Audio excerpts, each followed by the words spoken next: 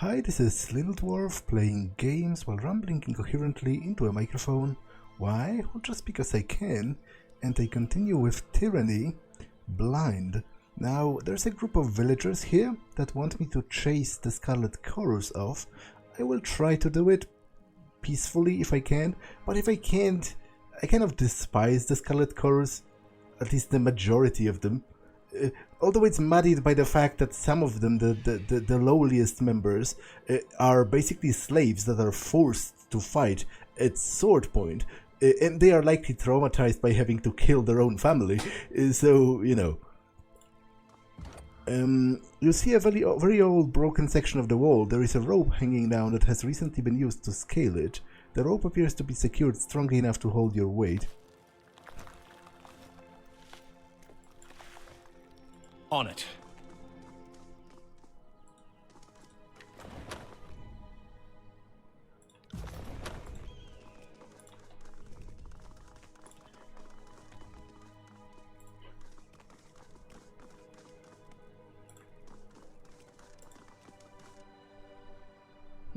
The gang leader eyes you cautiously at...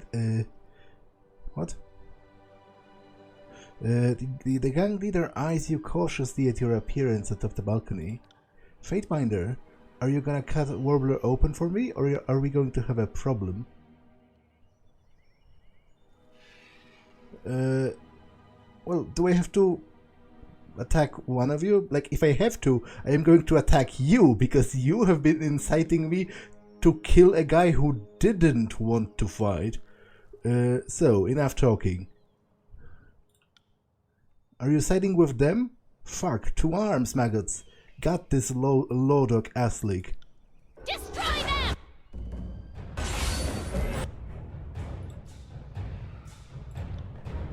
Sorry, I can't.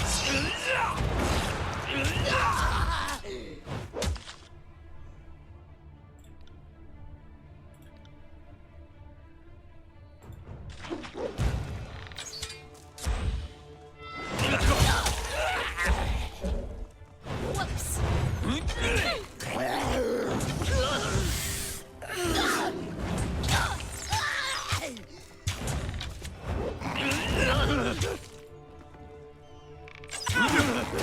Can run, scamper free, but cannot escape.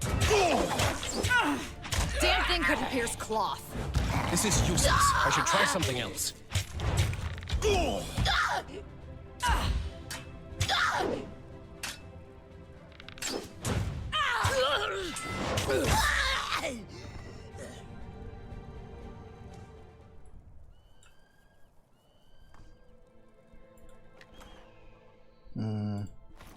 Okay, does the other guy have anything to say about this development?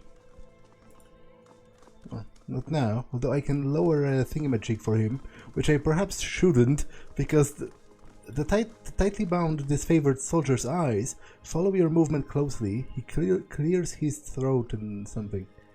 The man bound before you wears disfavored violet crusted patches. Disfavored violet crusted with patches of dried blood, the faint blue light of the oathbound scout sigil shimmering unsteadily through a thick layer of grime. He watches you approach from under a lowered brow, his features sunken and dark. His right eye socket seems a bit darker than the left, and he bears a near-healed bruise, and the sour scent of minced sweat and urine wafts from him. Fatebinder, he rasped his throat. Apologies. Haven't had the occasion to say much today. You recognize me? Hardly could forget the Fatebinder turned Harbinger, could I? I'm called Hyrax, son of Iberia, oath brother of Marek, currently attached to the 5th Boreal. Glad to see the butcher butchered. Would have been nice to do it myself, but I suppose I had my shot at him. He shifts against his bounds, wincing. Add the conscripts on the lower level to the pile of corpses, and I'll give you the intelligence I've found since coming here.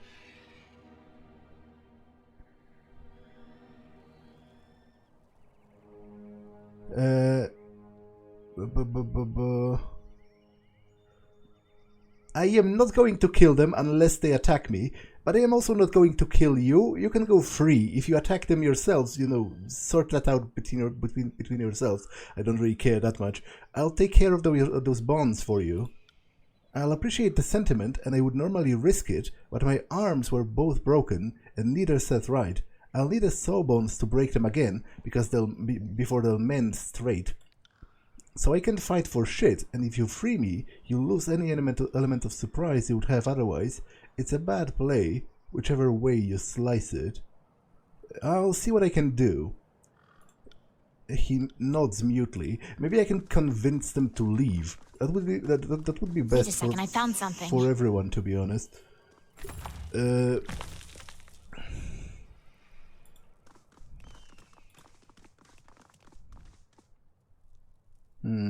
Okay, I am going to lower it, even though, like, I don't want to kill them, but if they force me, then so be it.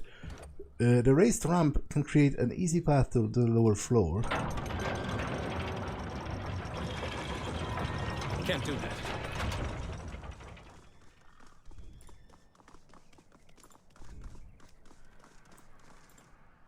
What a mess. There was a time when I thought this was all going somewhere. The butcher had, you know, some ideas, some plans. Not very good ones, clearly. At least there's the Oathbound. The Archon will appreciate the gift.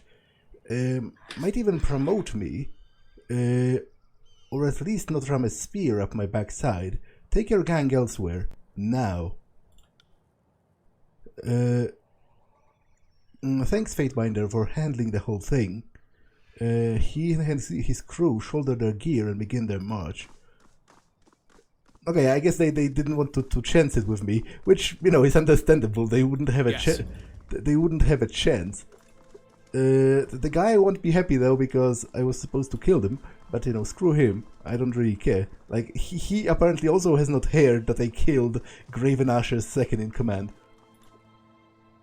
There's something profoundly wondrous in outliving your enemies. He grins, something feral in the way his lip curls over his eye teeth. What? What are eye teeth? It evokes images that are downright Lovecraftian in my mind. Get these ropes off of me and I'll tell you while I'm here. I'm surprised Rose left you alive. You strike me as a liability. He strikes you as a smart man? He snorts. I assure you I'm the better friend if you're willing to make a deal. I'll take care of those bonds for you. Thank you, Fatebinder. He straightens as you release him, then stretches, his joints cracking loudly. He scowls at his arms, which were obviously badly broken and have healed twisted by his bonds. I appreciate the aid. My team wasn't the first Iron Guard Akalos sent to this estate. The others have never reported back. We were dispatched to recover whatever was left of them, but we found precisely nothing. No gear, no evidence of a fight, nothing that seemed a sign left for the Disfavored to find. Then Rolls hit us at night by surprise, like a motherless coward. We had set watch, obviously, but one of his mages did something to Coryx that kept him from calling out. It was a pain of him burning that woke me and the others. The only reason we weren't able to kill the chorusmen we did. We were able to kill the chorusmen we did. He shudders, then releases a sigh. No one else survived. Only the General's grace saved me. We canvassed the area pretty thoroughly before Rose showed up. Only place we had stayed out was the cave in the back. The hole scared Rose shitless, though, so he closed it. He looks towards the jumbled pile of stone. Wish we had gotten a chance to look in there for the first crew. Then at the very least we would have something to take back to the Iron Hearth. You know what I know, Fatebinder? I need to return to the Iron Hearth and report in. And get those limbs straightened out. No enjoyment in this, I promise, but at least it'll distract me from everything else. Well, go now. Farewell, Fatebinder. With a final glance at you, the Oathbound walks away.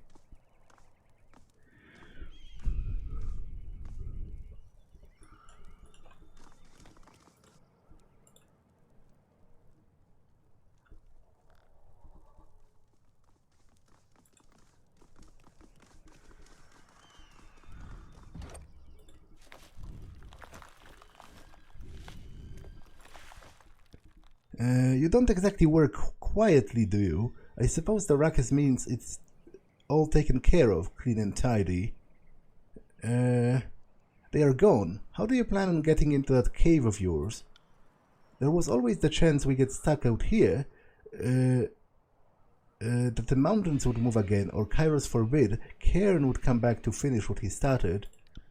So Wags, one of our specialists, cooked up a special alchemical compound called Ocean's Fire. Burns as hot as fast as a Wrathcaster's spell. Said correctly, it'll clean the cave entrance in an instant, but if it gets bumped wrong, say by some idiot chorus conscripts, we all meet the void well charred. Give it to me, I'll see to the cave entrance. Her sigh reveals a profound relief, and she accompanies it with a nod. Thank you. Be extraordinarily careful with it. You don't want to be within 20 paces when the path meets the air. Hunker down behind some rubble up top and lob it at the cave entrance. She reaches into the pocket and pulls forth an unpainted clay pot. She passes it to you with extreme gentleness, and you note that its lid is sealed with a thick ring of melted wax. And don't miss.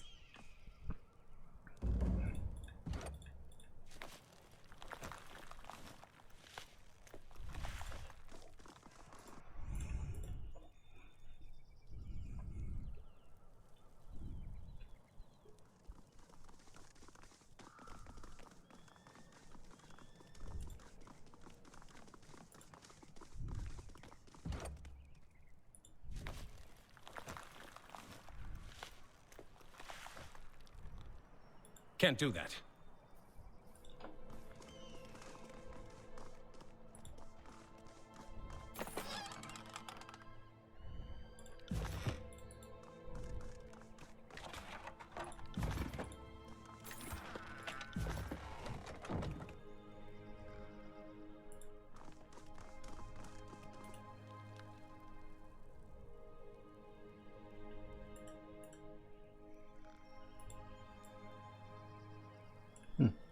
Sorry, I can't. Isn't it right here?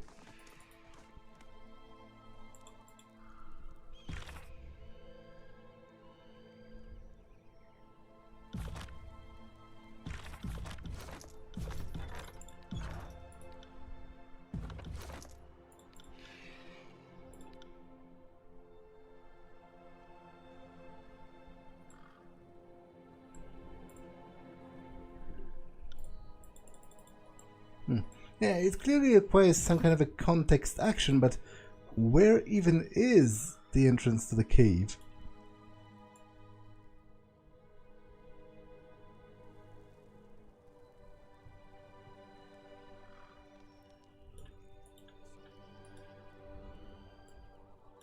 Like, Can't do that. I assumed it would have been here, but...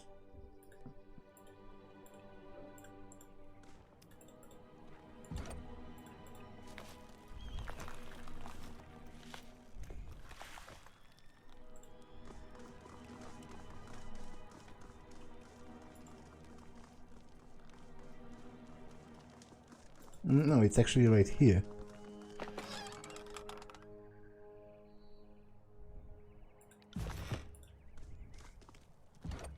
The chorus collapsed the entrance to this cave, blocking it with huge slabs of heavy stone. Clearing it by hand would be the work of a span or longer. Expose the jar of ocean fire to the air, starting the ignition process.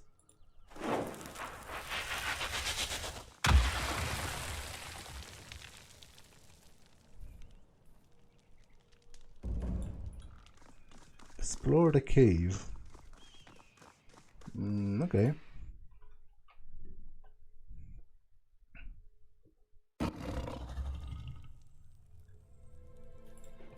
Did you hear that, Binder? Sounds like a humming in the walls.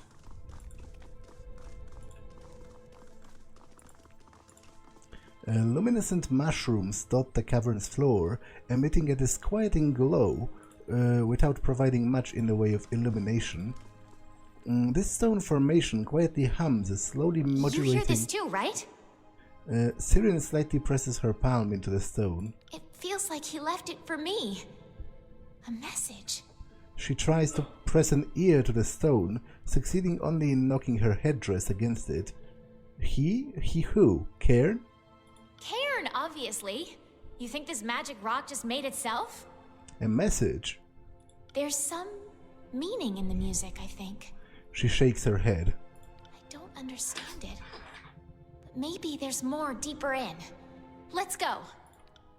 Sirin pulls a crystal from the formation and slips it among her belongings. It slides free without effort. This stone formation quietly hums a slowly modulating melody. Its tune reminds you of the Argaen of song.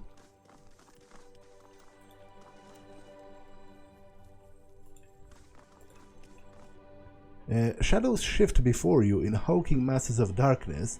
As they step closer, the pale luminescence of the cave fungi highlights blunt, bony features. Lips curl back over yellow fangs and violet gums, and sinewy muscles tighten as the beast's clawed fingers spread open.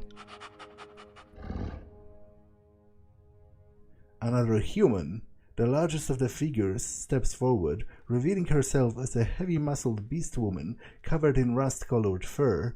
Her yellow gaze narrows intensely upon you, nostrils flaring to drink your scent. Does the new human offer man-flesh to Hillstrider's pack?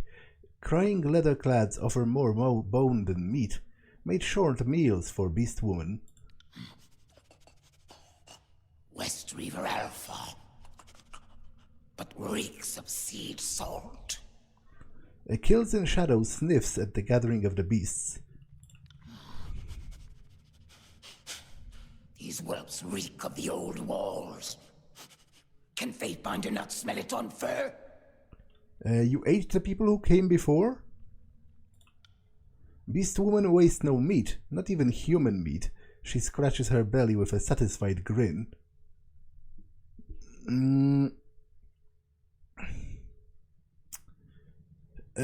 Well, clear the way. I've got no time for this. The beast woman rears up to her full height, and her wrathful bellow rattles your bones. With wet, hateful snarls, her pack leaps to her defense. Okay, I didn't really want to fight them, but apparently that's what it is.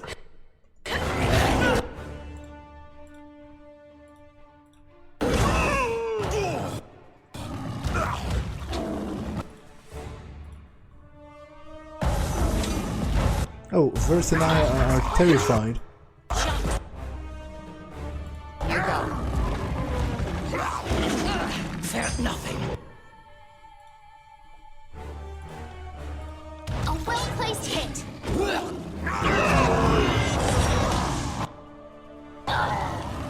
That attack didn't work. You'll tear your skeleton out by your ass.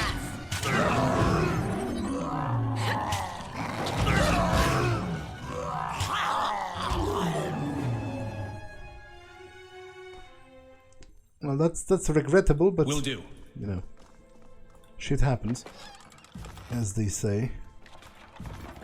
Like, I didn't want to be overly polite because I don't think they respect that. They see that as a sign of fear.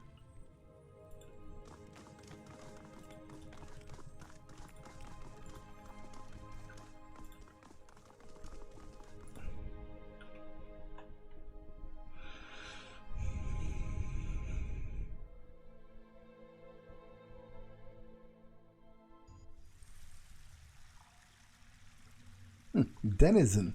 So there's like a whole settlement or something inside the old walls. Because denizen. There are people here? Gross. Who would choose to live in this fetid hole? Outsiders, run. Find the leader of the refugees.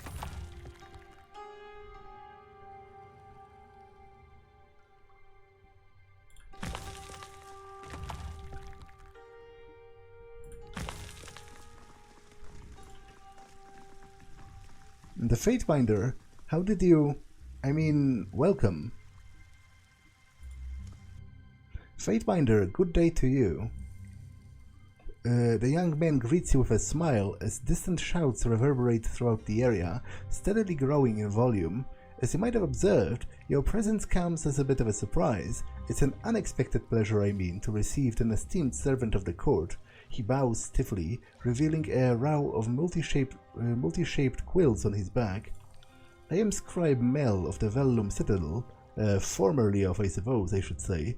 You aren't here to... I mean, Kairos doesn't have another edict in store for us, does he? He taps a long quill against his thigh, its feather plume fluttering nervously in return. I figure if that was the case, I would be waist deep in lava as we speak. The sage concluded with a half-hearted chuckle that tapers into terrified silence. What is all the commotion about? Visitors are always a cause for alarm. Moreover, you aren't just any outsider, you're a Fatebinder. To many, it is as if Tunon just strolled into our homes. Your dispensation of justice could have profound ramifications for a little-known and technically hidden settlement such as ours. Some of the refugees here don't know your intentions. No doubt they have little to fear, right? What is this place?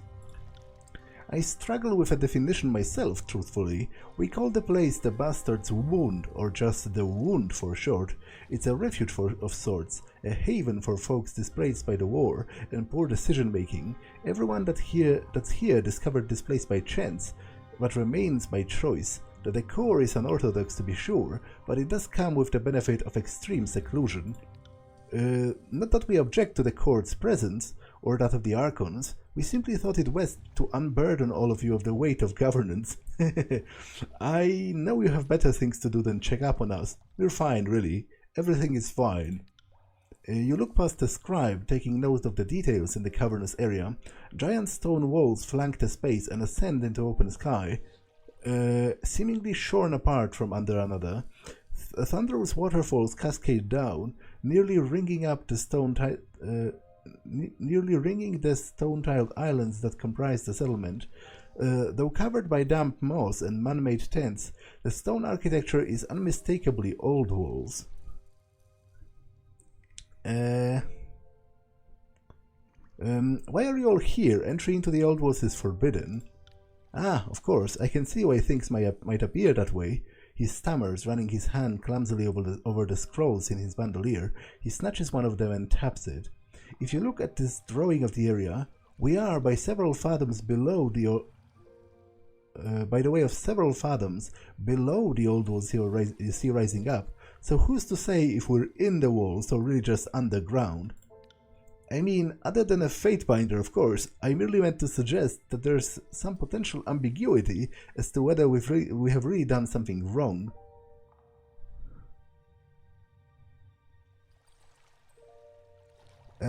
Examine the parchment. Stretched upon the crumpled piece of parchment is a cross-section of what appears to be the old walls running through the mountain region known as the Bastard Tier. If this map is accurate, the old walls run almost entirely under the mountain. The upper reaches of the old walls are just a few stories above the valley floor. Judging from the map, the old wall slopes upward as it travels north and slopes downward, traveling south. I am not here to condemn this settlement, yet. Thank you, Fatebinder. I have heard you gave the warning to the sages at the Citadel before the edict came. I am glad to see that your mercy extends to us as well. Things here are complicated. I will merely say that it is an unusual place, and its legal standing is somewhat unclear. We would never knowingly violate Kairos' law, is what I mean. We appreciate your generosity, Fatebinder. I hope that you will come to appreciate the wound in time. No doubt you have questions of us. I shall do my best to acquaintance you with this outpost. Is there anything I can help you with? I have questions about the wound and its history.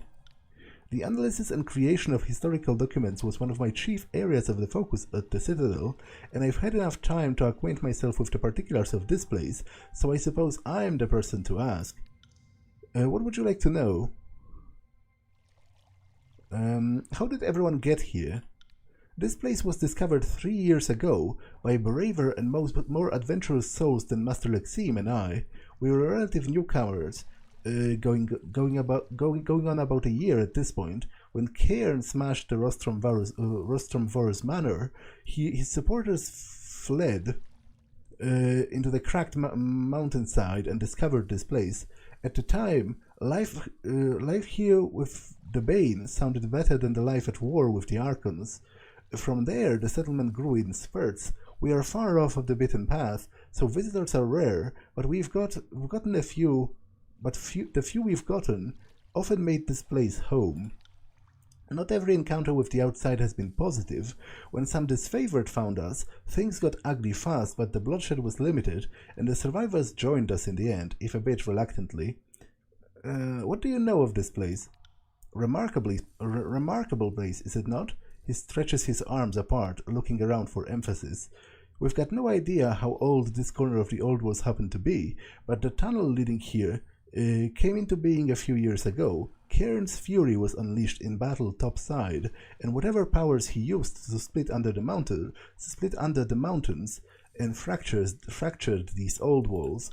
He points upward, past the crashing waterfalls and towards the exposed sky. The divided walls flare upwards, a giant maw stretched towards the firmament, cracked the whole damn old walls in half, and now sunlight and water are here for the first time since ever.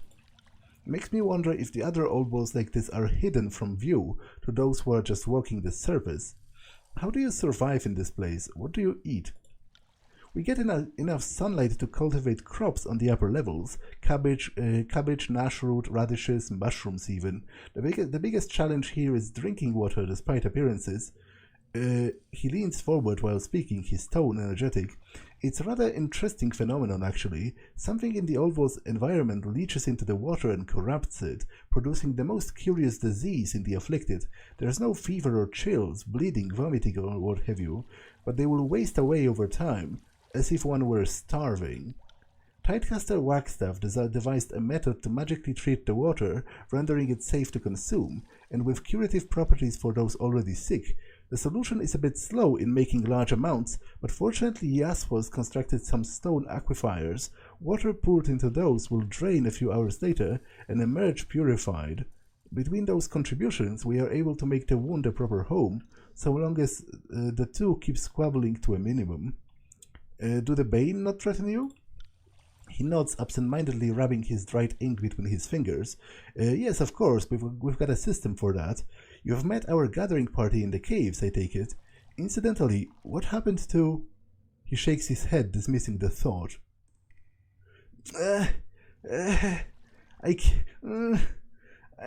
Yes, I ran into them, but they won't be helping you anymore. It doesn't matter. The point is that we have a contingent of beastmen with us, and they've adapted exceedingly well to the Old Walls and show little fear of the abominations.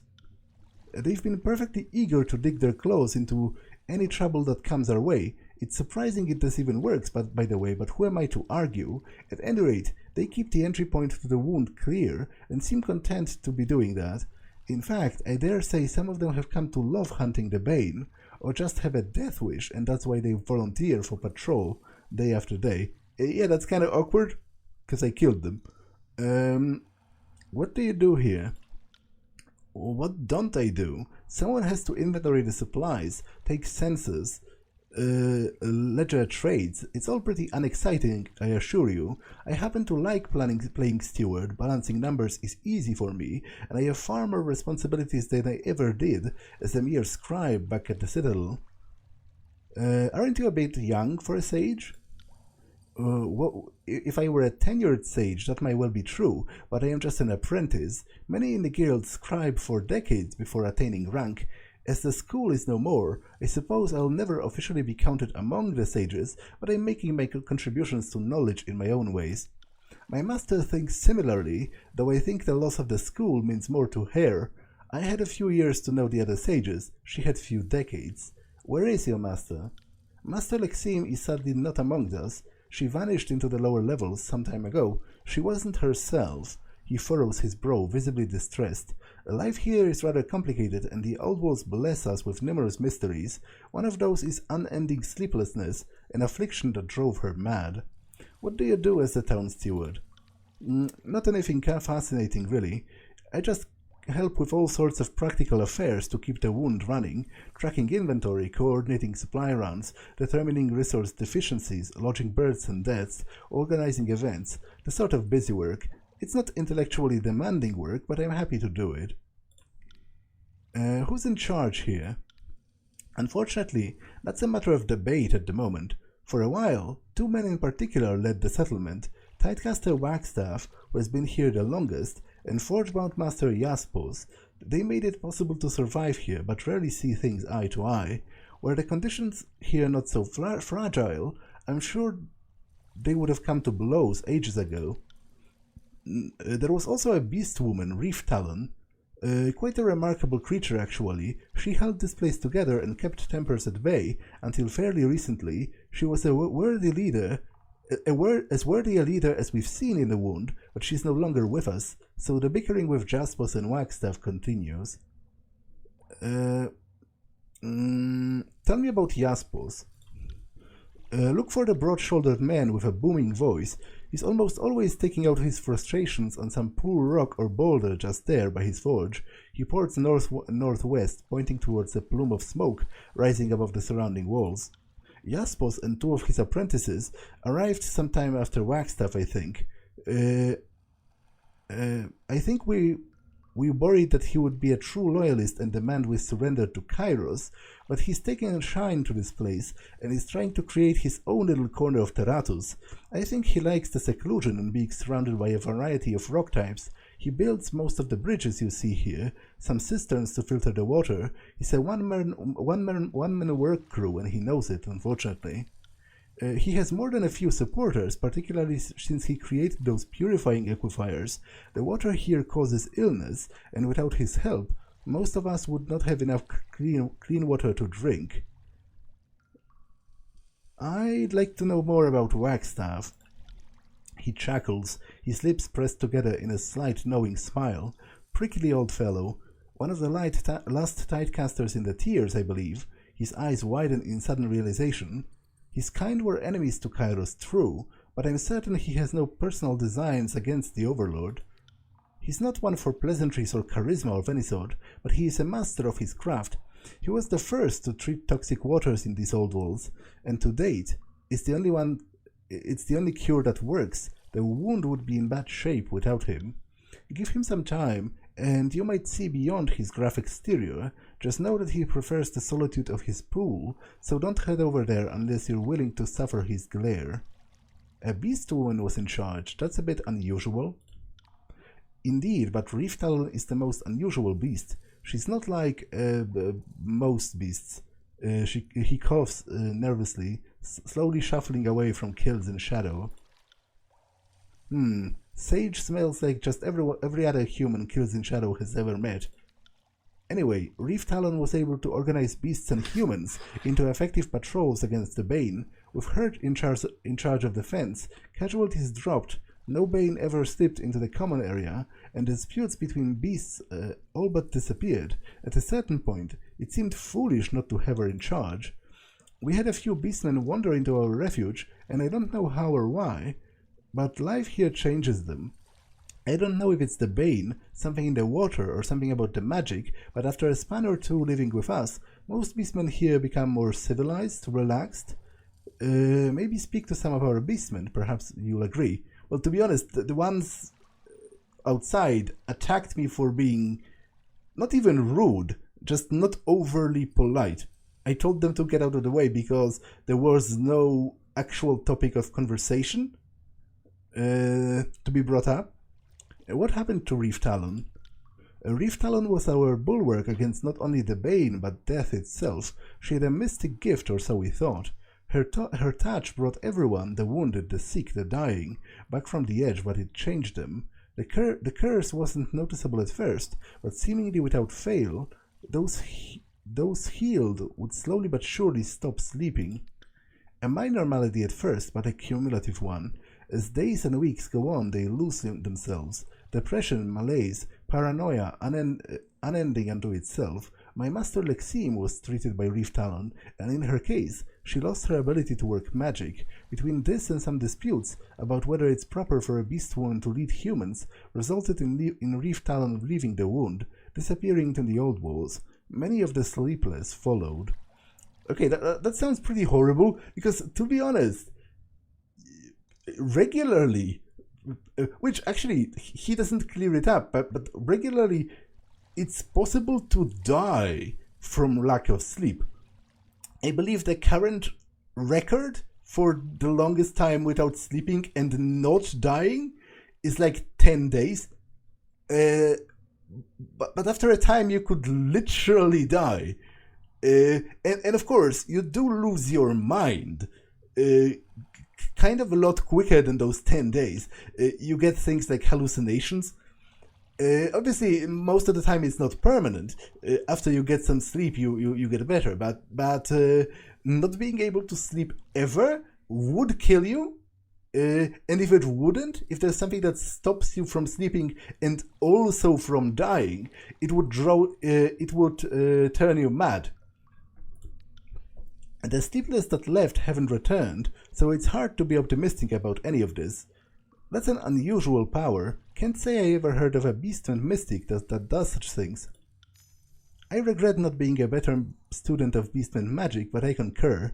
This is most unusual. What's stranger still is that Reef Talon did not boast about being a mystic, and beasts are nothing if not boastful. I have a hypothesis. Perhaps she slew so many Banes that their sickly powers have soaked into her very touch.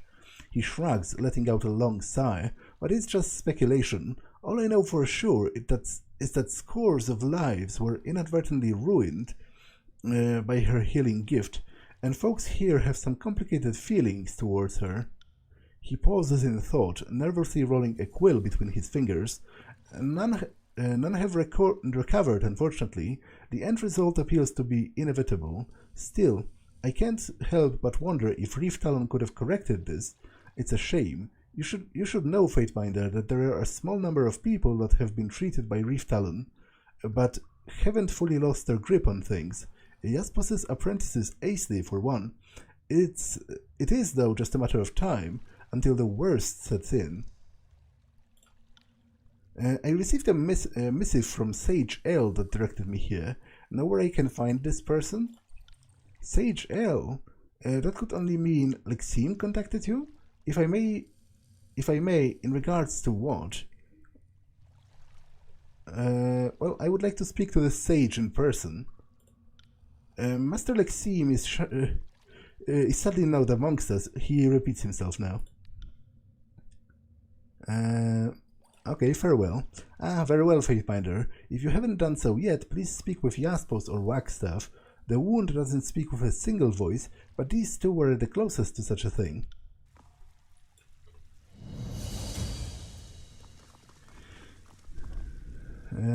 Okay, what's this? Denizen domicile. So it's a home.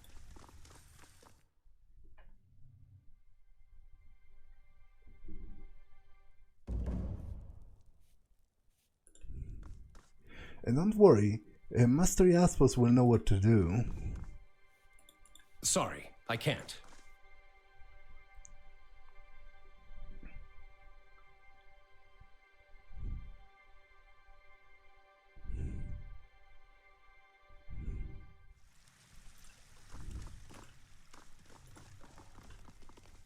A Fatebinder, just what the wound needs.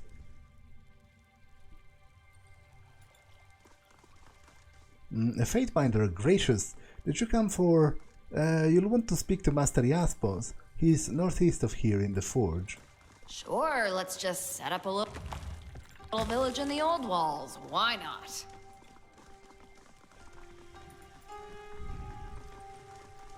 Can't do that. Did you hear that? See all this water? Maybe not wise to upset the Tidecaster. Master Jaspos protects the wound, and we protect him.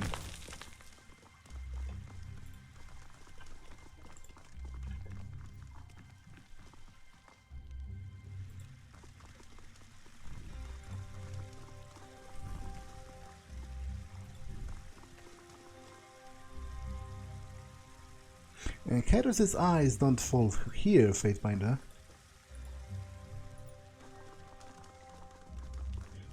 Those are members of the chorus. I guess they have deserted? Which makes sense, as I said, the lowest ranking of them are literally slaves. You should probably speak to Wagstaff in the chamber overlooking to the south. A weary-looking man observes you through the dark sunken eyes, nodding as you approach. Fatebinder, greetings to you. Though unkempt and wrapped in disheveled rags, he bows deeply in the style of Northern Tearsman nobility. You observe that his right arm is emaciated and frail, seemingly rooted in place. Rostom Lenk, son of the late Rostrom Volus, I saw you in the Bastard City shortly after Tunon's arrival. You have come a long way from then, haven't we? He chuckles mischievously at the memory. You'll want to speak to Wagstaff or Jaspos because you get too settled in. The former is down by the falls, the latter in the forge up north.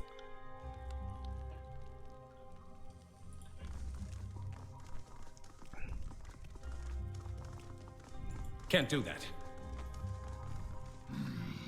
Smells of long hunts, of rotting, of cob droppings, fur and scents of many tribes.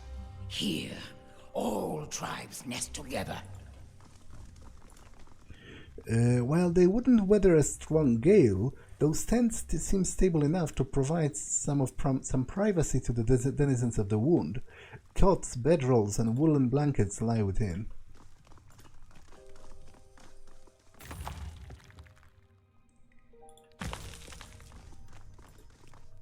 A Woundkin protects beast woman and humans. That's very nice of you. A Fatebinder and no Argaen will draw bronze if you force us. Woundkin sends blood on human, old blood and new. Woundkin watch always, Woundkin smell all. What's this?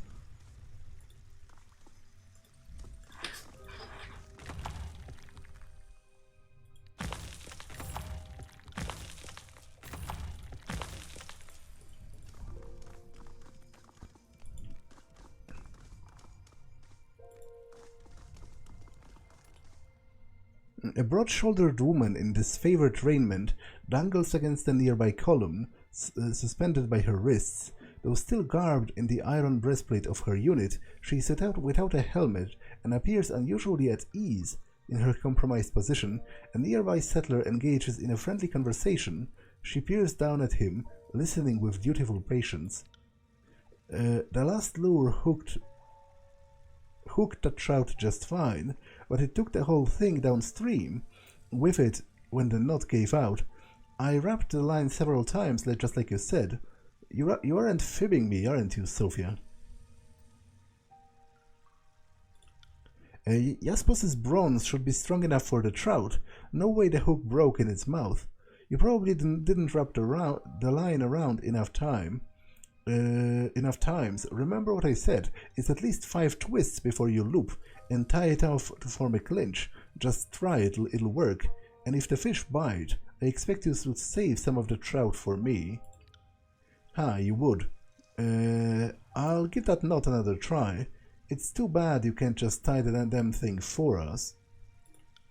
I'll gladly do that, but you know I would have to cut down you traitors. I would have to cut you traitors down first, and then I would have and then I would have all fish to myself.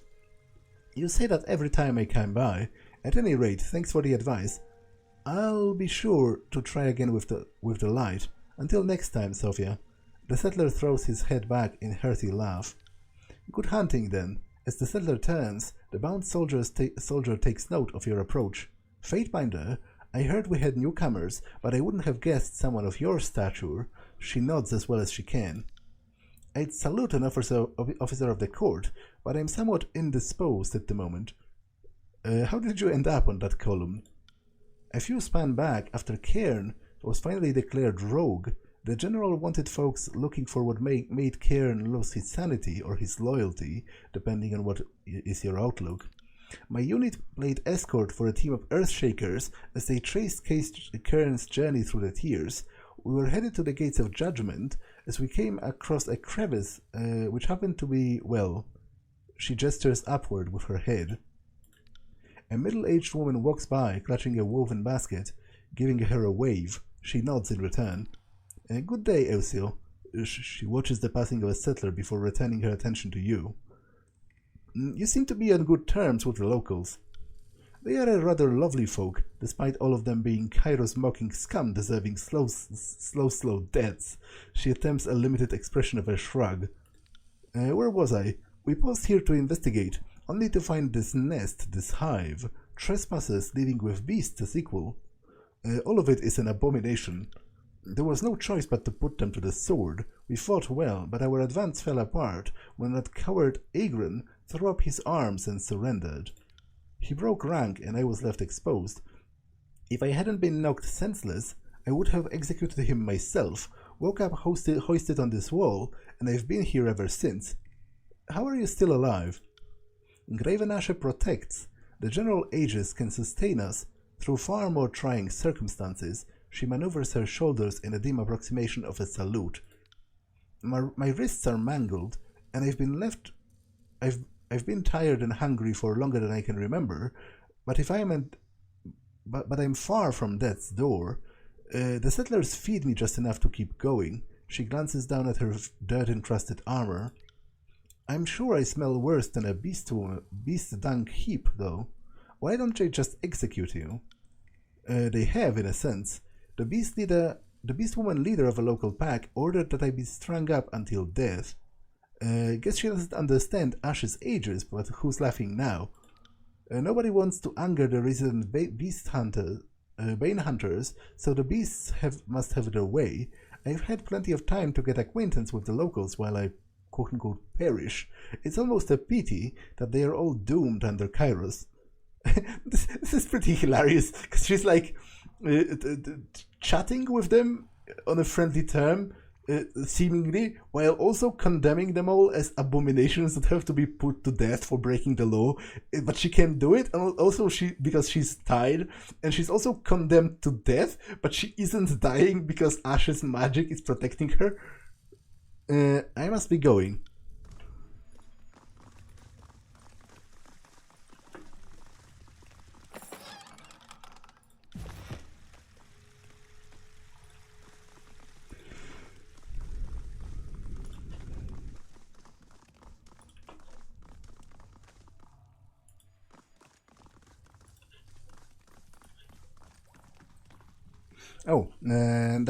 That's Argaen, the traitor. I've always appreciated forges. There's music in their craftsmanship.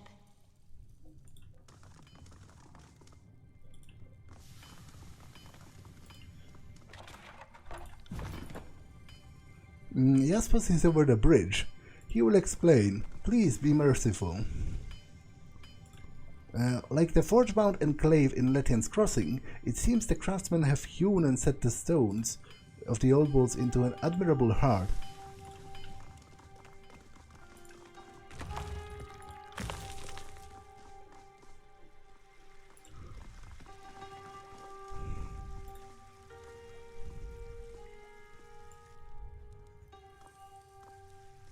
Okay, this loops back.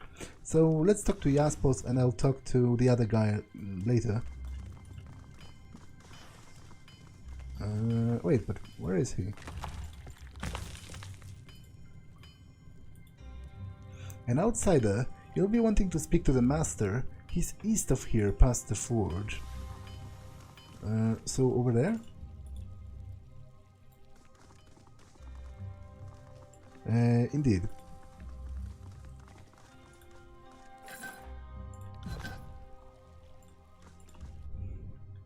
A heavily muscled man stands next to a pile of broken floor tiles and smashed boulders, head bent in focus, sledgehammer gripped tightly in both hands. Without breaking his gaze, he calmly extends an arm to you as you approach, signaling for you to wait. In one smooth motion, he whirls the sledgehammer in a perfect arc, effortlessly splitting a large green-grey boulder in two. He smiles and lets out a pleased chuckle before turning to greet you. Fatebinder, that explains the ruckus. His voice is deep, a confident baritone that easily carries through the open air. Forgive my rudeness, masters of the craft rarely break focus if we can help it. Old habit. He smiles broadly, motioning for you to come forward. Your arrival is unexpected, but my forge is always open to the servants of the court. I am Jaspos, master of Knapping, and this settlement is called the Bastard's Wound. I expect you to be looking for its leader. No doubt someone pointed you in my direction. First of all, I don't know what napping means. I don't know that word.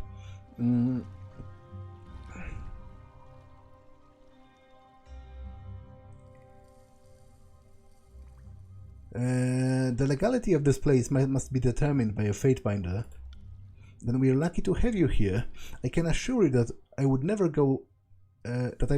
do or advise anything that works against Kairos's will.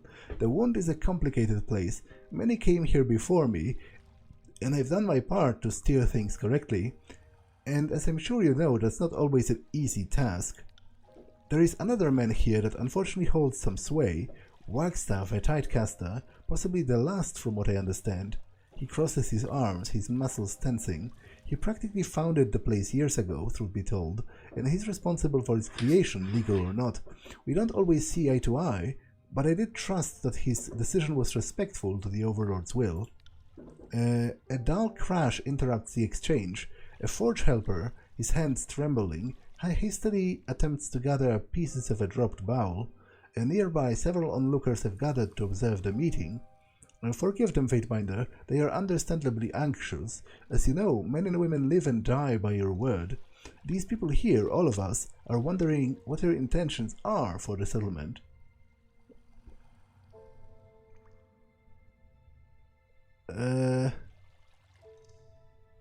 Well, to be honest, I work for the independence of the Tears and support the Bastard's Wound. Truly, he is momentarily silent, his lips drawn in a taut line, scrutinizing you intently. Seconds pass, and the muscles around his jaw slowly relax, stretching up to form a broad grin. Then this is a wonderful news. Few can claim the friendship of a Fatebinder. The Wound could be a great asset to you in the future. We managed well enough on our own, but someone of your prestige could really help us thrive. If you have time, I have a matter that could benefit from your expertise. You may ask, but I make no promises. We don't have the luxury of trading with the topside. It could attract the wrong kinds of attention. Instead, we craft what we need. In my case, I can make a variety of tools, but I can't make everything. When we were building the forges of Lethian's Crossing, I had access to some of the finest chisels, tappers, and abrasives. I carried only my travel kit with me when I was found here in the Wound. I've been able to craft a few replacements, but to my chagrin, I haven't recaptured the craftsmanship. The knapping tools needed are rather specialized, and I lose sleep knowing I can't replace anything I break. Since I've been missing, I imagine my tools were reappropriated by my colleagues in Lethian's Crossing. Lohara will no doubt know of their whereabouts. With my old tools, I could really stay on top of work that's needed to keep this place running. I will speak with Lohara. I'm sure this will be a simple matter for you, Fatebinder. Thank you for your assistance. Was there anything else that you needed? What do you do here as one of the Wound's leaders? I don't look the part, I know. Most of my guild huddle by the heat of the forge and stick to themselves. Here, I think of my forge more as a hearth. Everyone is invited to share in its warmth. In a practice motion, he unfastens a rag looped around his belt and wipes off trace amounts of sweat from his already spotless brow. Perhaps that's better. Obviously, I work the forge. In a place like this, it means everything. Those bridges, my handiwork. The knives and weapons everyone's carrying, they come from my forge. The nails holding our containers together and keeping our shelters upright, mine again. But most importantly, I created those stone sieves to clean the water. He pats one of the open stone receptacles, pride evident in his voice, first of its kind and none too soon. When I came here, many were sick with the withering rot. The disease in the water is a terrible way to go. but the thieves changed things. How do they work? Trade secrets, I'm afraid. He pauses for dramatic effect. Except for the members of the court, it's really a matter of using the right combination of enchanted stones, pulverized charcoal, and a few precious stones in precise arrangement. These materials act as a sieve in those containers. He points to the basin of one of them, drawing your attention to the water dripping off a small opening and collecting into a bowl. Anything that comes out of there is free of the disease. Now, the place isn't exactly bustling with precious stones, so I had to devise a substitute. Beastman claws and teeth, when properly prepared, have the properties I need. Since they regrow over time, I've been able to collect donations from our many warriors. I prefer using stone whenever possible, though. What does a master of Knapping do? I shall tell you. He places a hand upon his belt and runs his fingers across the many hammers, chisels, and picks, draped across his waist, stopping at a single stone hammer. Masters of Knapping focus on the fundamentals of all forge work. Before you can make bronze and iron, you need a hot fire in a controlled space. You need a stone forge. He grips his belt firmly, puffing out his chest slightly. Give me a few days and I can take a pile of rocks and fashion proper stone hammers and tools. Give me a few weeks and I can use those tools to build a worthy forge, and with that forge I can create anything you would ever need.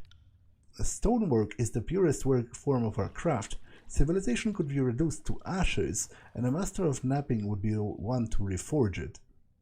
Well, you don't really forge stone, but I understand what you mean.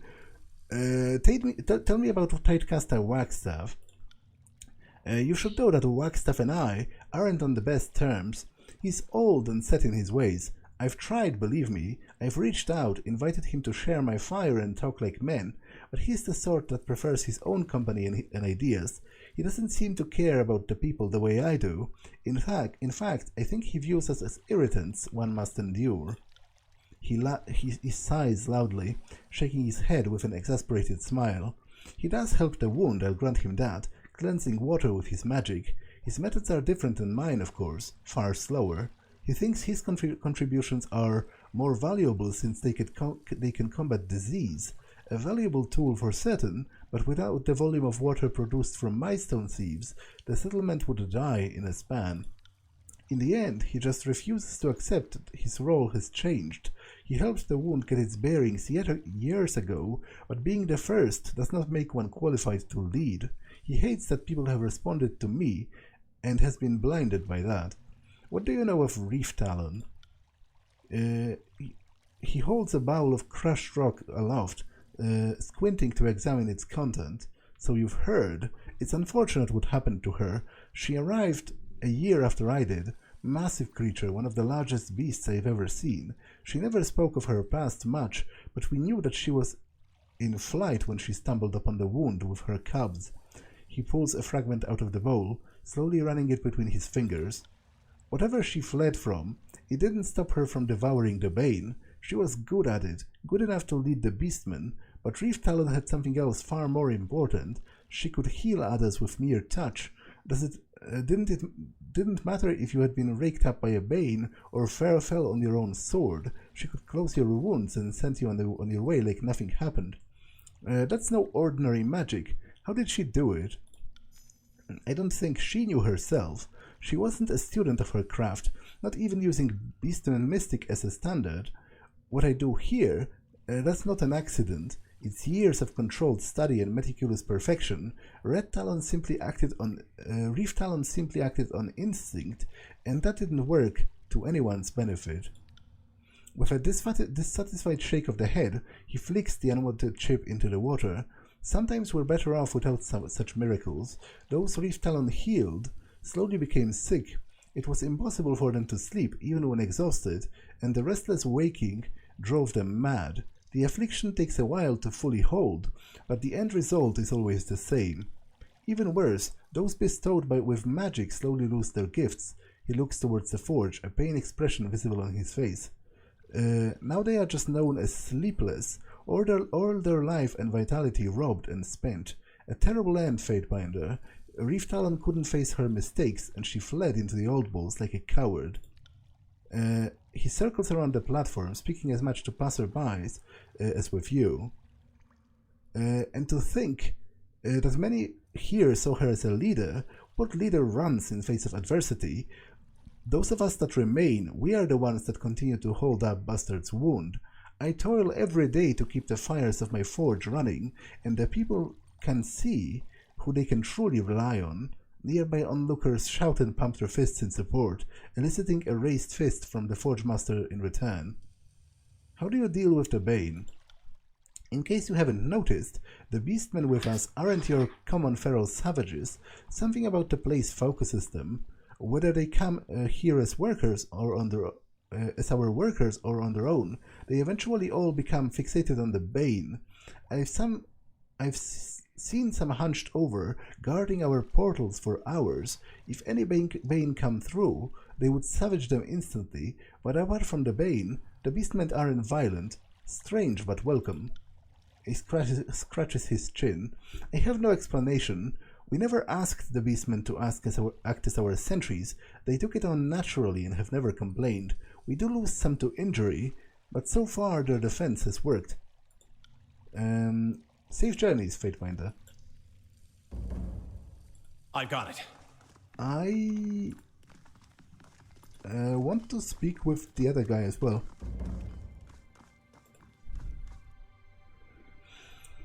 A man clad in the frayed remnants of Earthshaker uniform focuses intently upon the dark stones held in cupped hands. His eyes move from one piece to the next. He hears your footsteps and shifts his gaze to meet yours. Fatebinder, forgive me I didn't see you. Jaspos has me performing those exercises to attune my senses, to see the shapes hidden within the rock. He flustered. He quickly tugs on the hem of his shirt and straightens his belt. I may not be with the Disfavored anymore, but I still recognize a Fatebinder's authority. Is there something you need from me? How does an Earthshaker end up in the company of this motley? I'm the odd man out, I know, he mentions to his purple-grey garments.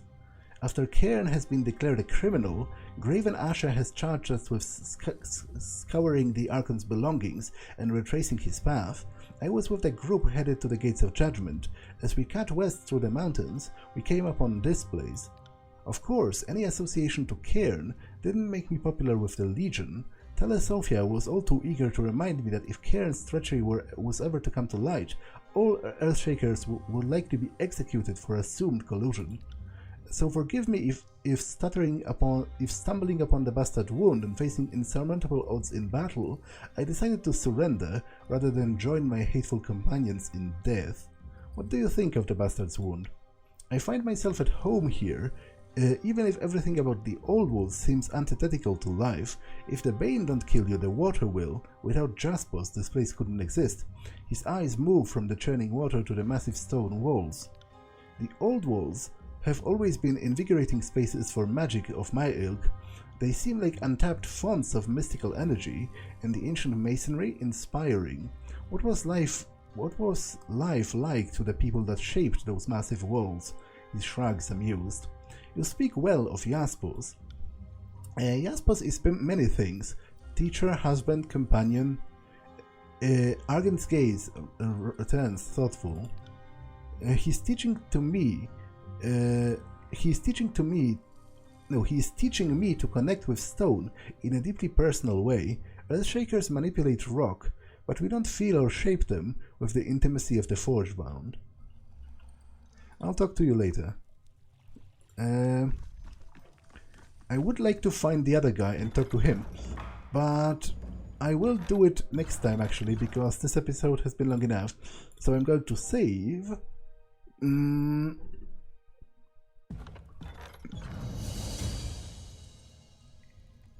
And end it for now. That's all for this one, and I will see you in the next one. Bye.